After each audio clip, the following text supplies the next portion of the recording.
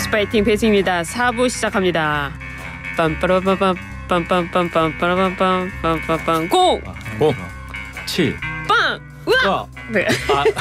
뭐지? 월요일 여야의 소식을 가장 빠르게 알려드리네요. 호준석 국민의힘 대변인, 서재훈 전 민주당 상근부 대변인 두 분 함께합니다. 안녕하세요. 네, 안녕하십니까. 드디어 이제 저희가 007방 합의 마저 가는군요. 맞아 가나요? 빰빠라빰빰빰빰. 제일 긴장되는 순간입니다. 네, 왜 재미없으세요? 네, 별로. 아, 이렇게 솔직하니까 네. 방송이 즐거운 거죠. 네. 예, 별로 즐겁지 않으신데 웃고 계시잖아요. 네, 웃을 일이 있으세요? 즐겁습니다. 즐거우시군요. 네, 예. 인생이 즐거운 일이죠. 아, 인생이 즐거운. 살아 있다는 것부터가 즐거운 일입니다. 아, 갑자기 심각하게. 갑자기 이렇게 심각하게. 근데 안 즐거우실 것 같아요. 저도 즐겁고 감사하게 지내고 있습니다. 오늘 이재명 대표 위증교사 2시가 있죠. 예, 2시 있는데 즐거우세요? 조심스럽게 대응을 해야죠. 이제. 아, 즐거우십니까? 네. 어떻게 예상하십니까? 지금 뭐 저도 뭐 변호사가 아니니까 네. 예측보단 이제 대응의 단계인 것 같고요. 다만 이제 이번 건은 사실 2002년도 검사 사칭 건으로 해서 그 22년 전 건데요. 네. 이게 김진성 이분이 사실 백현동 사건을 가지고 이제 수사를 받다가 검사가 휴대폰을 뒤지다가 이 녹취를 나오면서 기소를 해버린 거잖아요. 참고인이었습니다. 그렇죠. 참고인. 그래서 이런 부분에 대해서 종합적, 입체적으로 판사분께서 이게 위증 교사 김진성이라는 입이 어떤 목적으로 했거나 어떤 그 과정 그리고 녹취에 관련해서 좀 세심하게 판단할 것 같고 1심이 시작일 것 같아요. 뭐 무죄가 나오든 뭐 중형이 나오든 2심까지 검찰 입장에서도 뭐 항소를 할 것이고 뭐 이재명 대표 측에서도 항소는 할 것이니까 이제 시작이다 이렇게 말씀드리고 싶습니다. 네. 인생은 늘 지금부터. 그렇죠. 이게 또 재판 또 알겠습니다. 어떻게 예상하십니까? 이 재판은 사실상 전 국민 참여 재판이거든요. 거의 모든 국민들이 그 녹음 파일을 직접 들어보셨고 상식적으로 합리적으로 판단을 이미 내리신 것이기 때문에요. 그리고 최근에 그 위증 교사 사건으로 유죄 판결을 받은 195명을 전수조사해봤더니 94.5%가 징역형이나 징역형 플러스 집행유예 판결을 받았습니다. 벌금형은 5%에 불과했고요. 그다음에 대법원의 양형 기준에 이렇게 명문화가 되어 있는 것이 가중 요소가 있을 때는 징역 10개월부터 징역 3년에 처하라라고 이제 돼 있는데 가중 요소가 매우 많습니다. 실제 재판 결과에 영향을 미쳐서 무죄 판결을 받았고요. 이 위증으로. 그다음에 이제 반성은 전혀 하지 않았고 고의성이 명백했고 또 무고 등의 동종 전과가 다수 있다. 그래서 그렇습니다. 예. 굉장히 즐거우신 표정이시네요. 아닙니다. 즐겁지 않습니다. 비극적인 일이죠. 비극적인 일이다. 네, 그 가정을 이제 위증교사 했다고 단정하니까 저기 징역형이든 뭐 83%가 나오는 것이지 무죄가 나오면은 그게 해당이 되지 않잖아요. 그래서 이석현 전 법제처장은요. 그 지난번 선거법 징역형 선고에 대해서 현저히 균형을 잃은 판결이라고 평가했는데 어떻게 들으셨어요? 그러니까 저도 이석현 법제처장을 한번 그때 고대 정책대학원 제가 교우회 때 한번 문재인 정부를 엄청 신랄하게 비판하시더라고요. 그러니까 보수 중에 보수 제 입장에서 그렇게 느꼈어요. 근데 이런 분이 현재의 균형을 잃었다라고 하시면 뭐 참고를 하셔야 되겠죠. 그리고 저도 이제 그 한 7년 정도 정치 여러 가지 선거나 이렇게 재판을 보게 되면 대부분 이런 얘기를 하죠. 뭐 조금 뭐 여러 가지 문제점이 있지만 뭐 낙선했었고 그리고 크게 영향이 없었기 때문에 뭐 보통 90만 원, 70만 원 이런 식으로 그 정치적 생명을 끊지는 않잖아요. 보통. 그리고 당선됐을 때는 당연히 그것이 더 큰 위중이 그 문제겠지만 낙선자에게까지 이렇게까지 한다는 거는 좀 이분 입장에서 충격을 받았겠구나 이렇게 생각하는 거죠. 그래요. 충격 받으셨어요? 네, 이석현 전 법제처장께서 이 사건을 그 내용을 정확히 아시고서 저 말씀을 하셨을까 저는 조금 의문이었습니다. 왜냐하면 그 현재 균형이 기울었다라는 그 논거가 뭔가 봤더니 이제 패자라는 점이에요. 패자인데 낙선자. 이렇게 하는 것은 이런 일이 있느냐 이제 그 말씀이신데 우선 이재명 대표께서는 단순한 대선의 패자가 아니라 다음 대선의 유력 주자입니다. 그렇죠. 제1당의 지금 원내 제1당의 대표이고요. 정치적인 도의적인 책임감을 무겁게 가져야 되는 그런 정치 지도자인 것이고요. 이게 뭐 그 허위사실 공표가 학력이나 뭐 이런 걸 뭐 나쁘게 다르게 기재했다 이런 것이 아니지 않습니까? 그렇죠. 현재 진행 중인 재판이 진행 중인 대장동 비리, 백현동 비리에 대해서 나는 모르는 일이다. 매우 악의적으로 꼬리를 자르고 부인한 그런 거짓말을 한 것인데 예.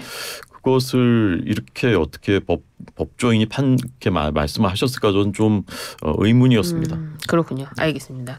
또 검찰이 이재명 대표를 법카 유용 혐의로 불구속 기소까지 했습니다. 1억 6천여만 원의 사적 혐의로 사용한 혐의다라고 했는데 이 기소 어떻게 보셨어요? 그 이제 검찰답다. 윤석열 정부 검찰답다. 일관성 있게 예. 오직 이재명 대표만 수사하는 것 같아요. 이분은. 예. 그 검사들이 이런 부분까지 뭐 법카 관련해서 뭐 한번 확인해 봤어요. 뭐 관용차 뭐 6천만 원. 그러면 통상적으로 언제 어디서부터 그리고 기름이라든지 운행 일지라든지 좀 확인을 하고 그리고 뭐 서면 조사라도 만약에 조사에 불응한다고 하더라도 조사를 계속하는 리액션이나 노력을 네. 하셔야지 네. 그대로 지시가 있었을 것이고 알고 있었을 것이다로 기소. 네. 그렇게 하다 보니까 이제 홍준표 시장 같은 경우에도 좀 망신주기 아니냐. 이분 또 검찰 출신이니까 또 아시는 거잖아요.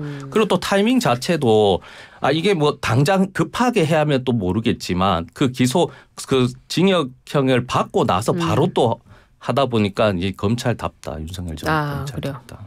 아니 근데 검찰이 얼마나 오랫동안 그럼 기다려야 되는 겁니까? 이것도 정말 오래 끈 네. 거예요. 왜 조사를 안 받으시니까 네. 아무리 불러도 안 나오시고 그 부인께서도 지난번에 같은 건이거든요. 맞아요. 이거 법인카드. 예. 그런데 결국은 그 마지막에 나와서 아무 말도 하지 않으시고 그냥 그 진술을 거부했지 않습니까? 진술 거부했죠. 네.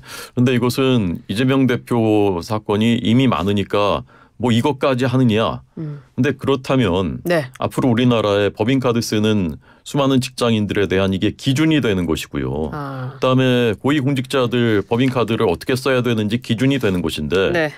집으로 과일 2천만 원을 사다 먹어도 법인카드로 앞으로는 그럼 처벌 아니 지난번에 그거 안 했는데 이거 왜 나만 처벌해 이렇게 돼서 그렇죠. 되겠습니까? 우리 되죠. 사회가. 안 되죠.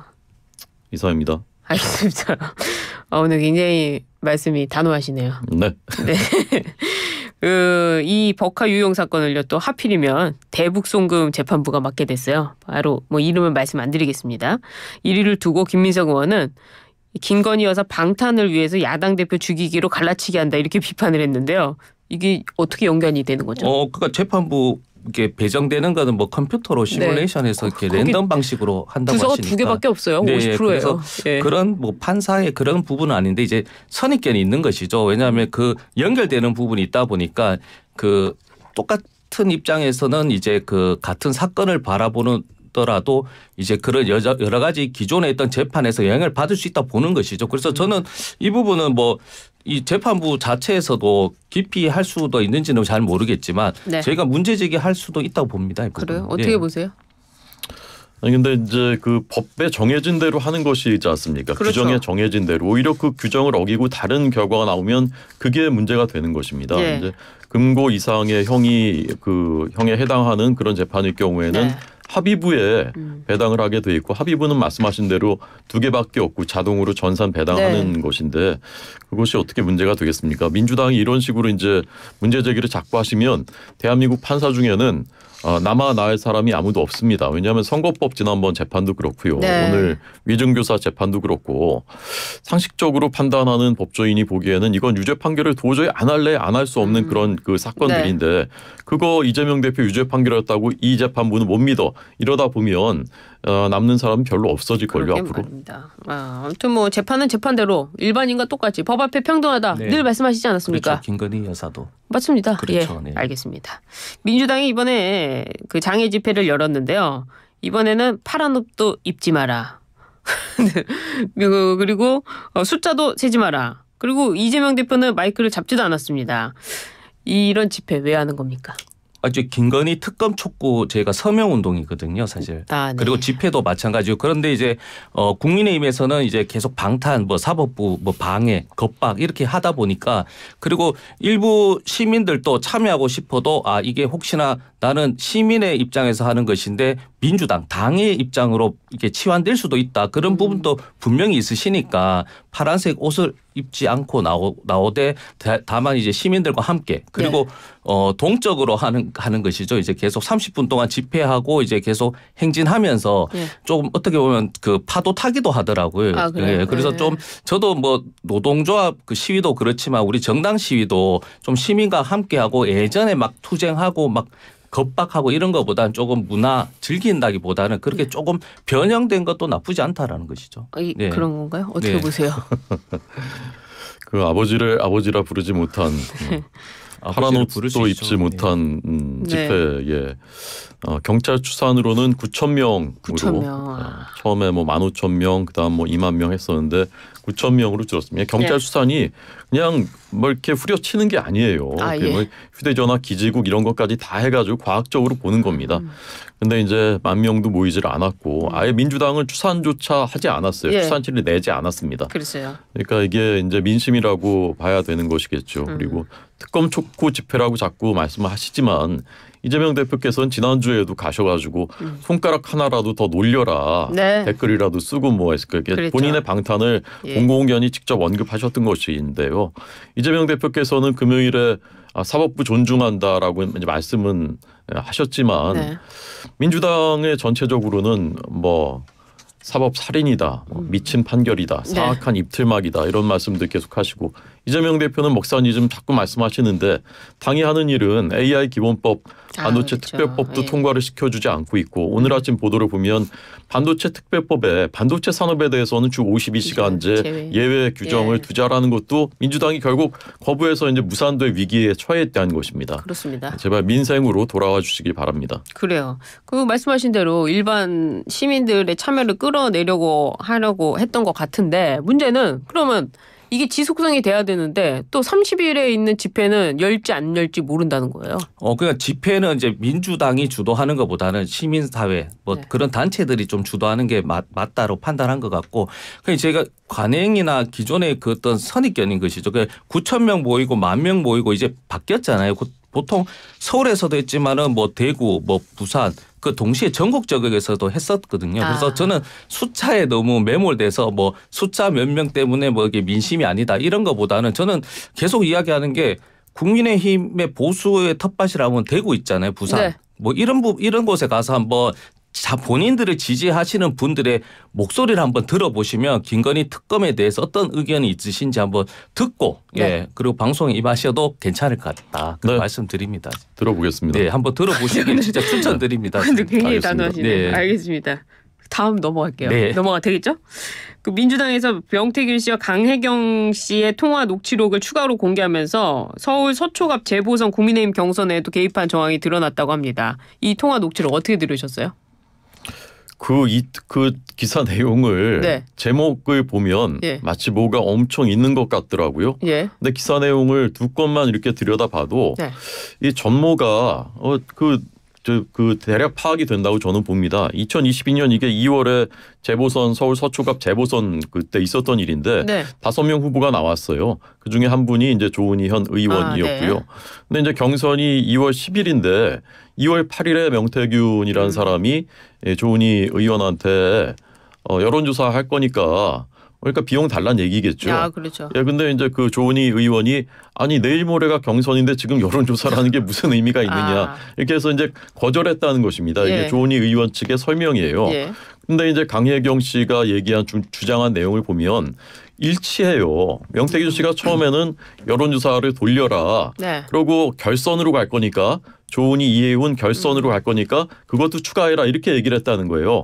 사실 다 말이 안 되는 거죠. 실제로는 결선 가지도 않았어요. 조은희 의원이 5명 중에 그냥 됐어요. 1등으로 과반돼가지고.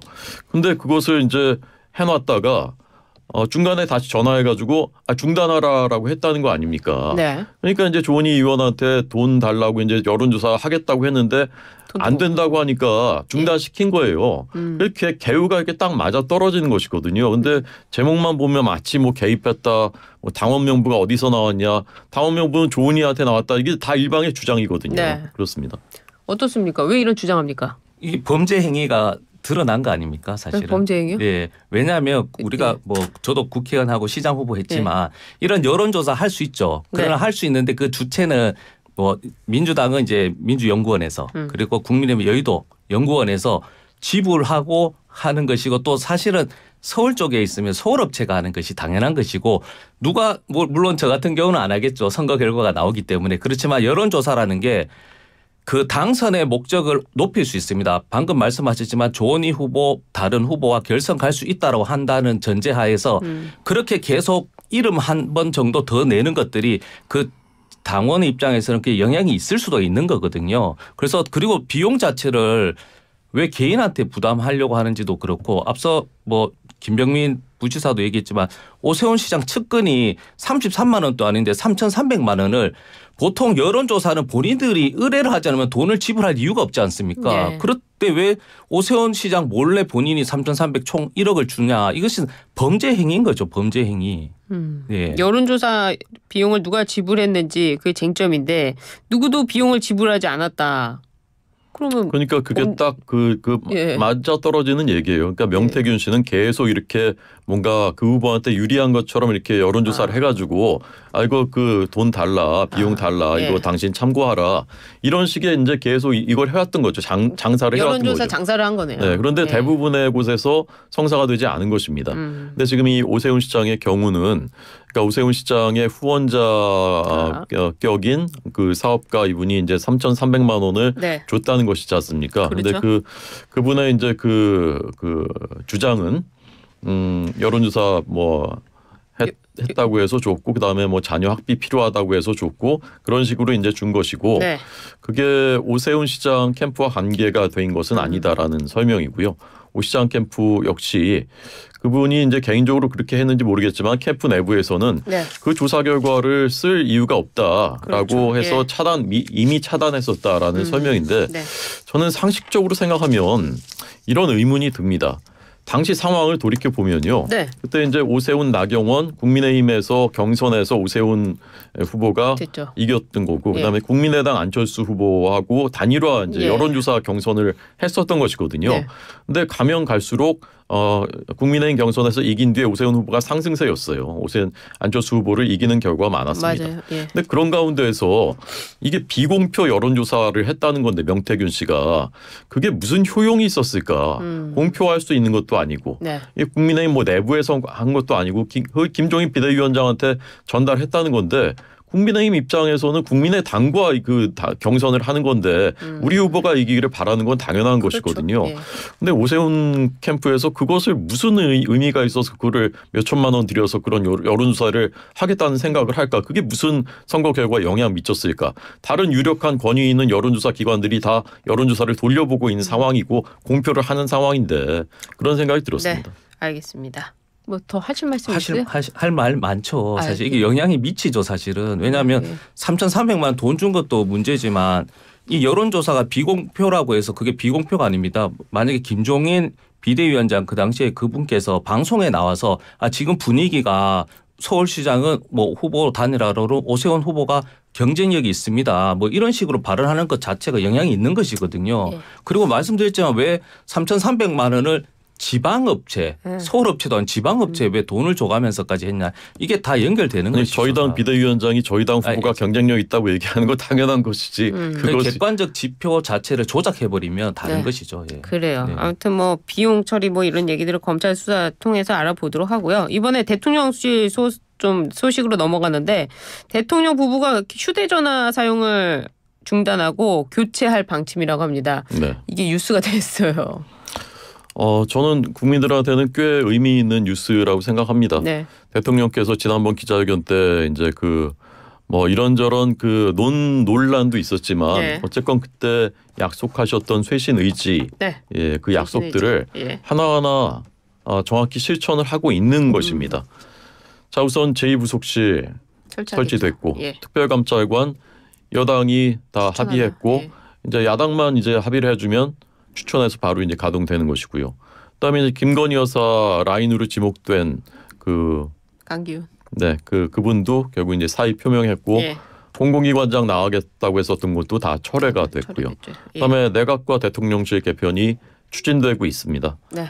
그다음에 이제 거기에 이어서 지금 이 휴대전화 이것이 늘 이제 많은 기사거리를 만들어 왔는데 명태균 비롯해서 이제 이것도 말씀하신 대로 실천이 된 것이거든요. 네. 그래서 믿고서 계속 기다려 보자. 앞으로 쇄신이 계속되기를 그렇게 생각합니다. 어떻습니까? 전화기를 바꾼 게 아니라 마인드를 바꾸셔야 되는 것이고 그 앞서 말씀하신 뭐 행정관에 대해서는 비위가 있기 때문에 늦었잖아요. 사이가 당연한 것인데 그걸 혁신처럼 하고 가장 중요한 거는 KBS 박장범 사장 임명하는 거 보면 바뀐 게 없다. 마인드가 바뀌지 않았다는 것이죠. 네. 이렇게 보는 시각이 다르네요. 알겠습니다. 이번에는요. 국민의힘 게시판 이야기 넘어가 보도록 하겠습니다. 김은혜 의원까지 나섰어요. SNS에 똑부러진 한동훈 어디 갔냐. 그래서 가족이 썼다는 거냐 안 썼다는 거냐 하면서 한동훈 대표를 향한 저격글을 올렸습니다. 어떻게 들으셨어요? 우선 이게 쇄신과 변화를 바라고 계시는 많은 국민들께 저희 당내 이런 문제로 심려를 끼쳐드리고 또 이것이 이제 그 야당에 대한 비판, 범법을 한 이런 것에 대한 그런 이제 비판 속에서 이런 문제가 이제 불거져 나온 것에 대해서 죄송스럽게 생각합니다. 네. 근데 이제 어제 그 당에서 전수조사한 결과로는 1,068건인데 전부 한동훈이라는 명의 또는 가족의 명의로 된 것이 한동훈이라는 명의로 된 것이 161건. 이 가운데 모욕죄가 성립할 만한 수위 높은 비방은 12건이다. 그런데 한동훈으로 된 글은 동명이인이다. 한동훈 대표는 쓰지 않았다라는 이제 그 설명이었고요. 그다음에 나머지 907건이 이제 가족들 명의로 된 것인데 여기에는 그런 그 수위 높은 비방이나 이런 것은 없었다라는 것이죠. 그러니까 이것이 이제 가족이 썼냐 안 썼냐라는 것이 그런 그 비판을 할 여지가 많이 줄어든 것이 아닌가 저는 이제 그렇게 봤고요. 물론 이제 본인 가족 중에 누군가가 그 명의를 다 모아가지고 한 사람이 이렇게 썼다. 그건 도의적으로 잘한 일 아니죠. 근데 어쨌건 그 부분은 경찰이 수사를 하고 있습니다. 벌써 이제 고발인 조사 2번 했고요. 서버에 대해서도 보존 조치를 요청했기 때문에 그런 부분은 앞으로 경찰 수사 결과를 지켜보겠습니다. 어떻게 생각하세요? 한동훈 대표는 작은 걸 크게 만드는 재주가 있는 것 같아요. 처음부터 진실되게 이야기하면 그 당시에 뭐 이제 핍박받았지 않습니까? 그러니까 대통령이나 대통령 배우자에 대한 악감정은 가족은 당연히 있습니다. 그러면 물어보고 확인하면 되는 것이고. 누구한테요? 배우자한테 얘기해야죠. 저도 와이프한테 어제 이야기했습니다. 뭐라고요? 혹시 나를 위해서 게시판에 글 쓴 적 있냐? 내가 왜? 그런데 한동훈 배우자 이런 썼다라는 그런 게 있다. 하니까 하는 이야기가 여사가 되고 싶었나? 뭐 이런 이야기를 하더라고요. 그럼 물어보면 되는 것인데 지금 문제가 이것을 안 물어봤다고 생각하세요? 물어봤겠죠. 그러니까 지금 이게 지금 혁신이든 배우자 김건희 여사에 대해서 뭐 공격 아닌 공격 혁신은 대상인데 본인이 혁신의 대상이 된 것이고 저는 이게 계속 뭐 런동훈이라고 하는데 보면 이제 뭐 김영삼 대통령도 뭐 거산 호 붙이잖아요. 뭐 김대중도 후가 이 호가 진짜 단계 한동훈이에요. 왜냐하면 이게 당원 게시판을 통해서 가족들이 여론을 만들고 제 고향 같은 게시판을 활용한 거잖아요. 그래서 이 부분은 크게 문제될 것도 아닌데 문제를 본인이 키웠다. 오늘의 히트작은 아내분이 하신 대답. 내가 왜? 네, 그렇죠. 네. 알겠습니다. 오늘 두 분 말씀 잘 들었습니다. 지금까지 서재원 전 민주당 상근 부대변인, 호준석 국민의힘 대변인이었습니다. 감사합니다. 네, 감사합니다. 고맙습니다.